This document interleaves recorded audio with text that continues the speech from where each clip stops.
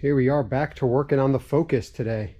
I got new engine this afternoon, went and picked it up this morning. This is actually from a 2014 Ford Escape. It has 42,000 miles, and I realized that the Ford Escape is much cheaper to find than is the Focus ST.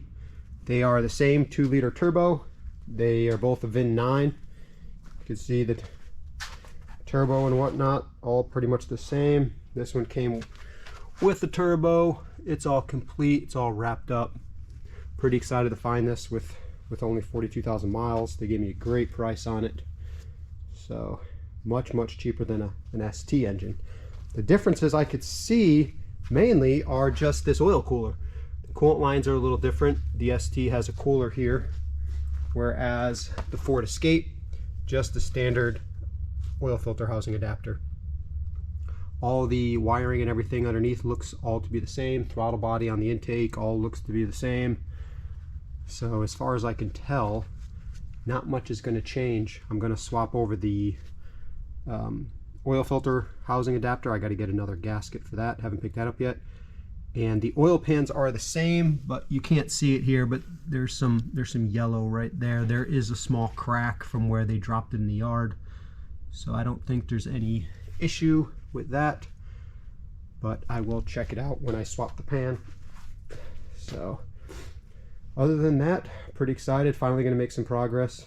Going to start swapping over some of the accessories right now and pull the trans off. I did get a new clutch. I did get a new pressure plate and throwout bearing, or slave cylinder as they call it, for this thing, and then I'll bolt those two back together. Yeah, we'll kind of see how that goes. I do have 2 turbos now, neither of which I'm going to be using. I am going with an EFR. I got some adapter plates I'll show you when we get to here. It's for a 2-inch Weldell to mount to the EFR. So I got the header-ish, whatever you call the head manifold flange to a EFR T25 flange, and then I'll just have to weld the L to see how it's going to fit. I'll have to make custom coolant lines and the oil feed, which comes from right there. There's your oil feed line, comes up and over, and then the return, pretty straightforward, just that little 90-degree. So I'll have to see what the EFR looks like once it's bolted up. And yeah, so I'm going to strip all this off now on the new engine. What will fit, I'll bolt on from the ST engine. Otherwise, just going to be some cleaning and getting ready for that turbo to show up. So that's it for now.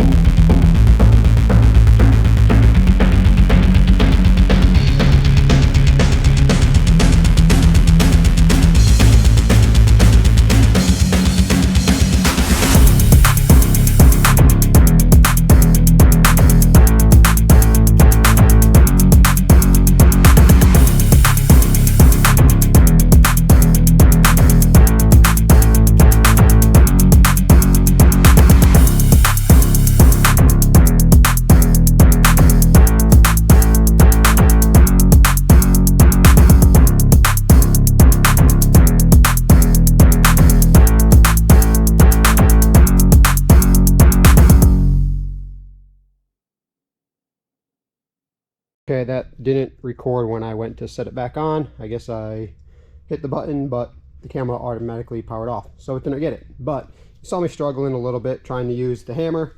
That didn't work. So what I ended up doing is put a breaker bar on the main crank bolt, locked it up against that pulley right there, and then good old brute force, took my ratchet 3/8 because that's all I got in that size, and put a big ass bar on it, and was able to use this big cheater to crack them all free. Once I got them loose, then I just hit them with the DeWalt, ripped them off, and good to go. So sucks that it didn't catch that, but you get the idea. So that's off now. The mating flange looks to be the same. I just have to take those hex bolts out, get that cleaned up, and then got to figure out what I'm gonna do with this flywheel. It looks a little beat. I haven't really looked at it. It's got some hot spots on it, so yeah, maybe I'll have to get that machined if that's still possible, or order a new one, because I did get a new clutch. And this thing here, 180-ish thousand miles. Yeah, I'm gonna call that thing good enough. It's had some good life. Same with that thing, but it was still holding, so yeah. Anyway, got that off and time to continue on. So this is where we got today. Got the transmission separated, starter AC is off.